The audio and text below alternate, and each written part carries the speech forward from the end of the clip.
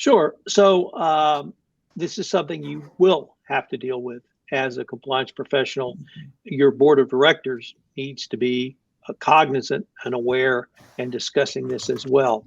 For the compliance professional, uh, first of all, you can use AI as a tool, but remember, it is a tool.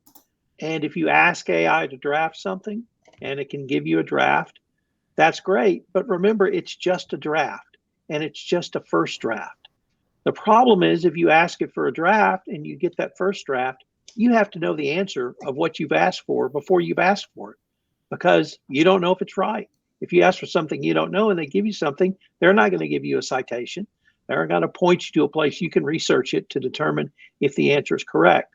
So, as a research tool, it currently has limitations, and you have to be cognizant of those. And one of the things a lot of us in the legal field laughed at last year was the lawyer who was sanctioned for turning in a brief or brief for a motion, which was drafted by AI, which created cases out of thin air, and he turned that into the court, and he was sanctioned for it, and we all laughed. Well, the point I took away from it was it's a first draft, and if AI cites cases to you, you better go research those cases to make sure they say what they said they were going to say. So that's sort of on the research side. In terms of giving you different ways to look at data analytics and numbers, I think we are just beginning to get those explorations.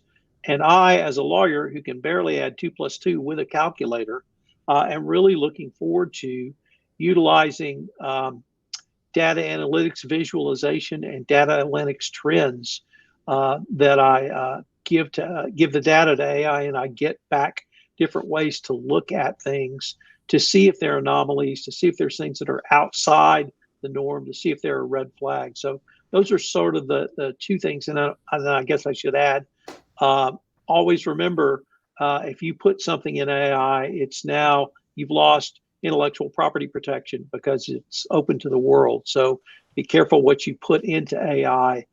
There's still no property rights around that. And that's something interesting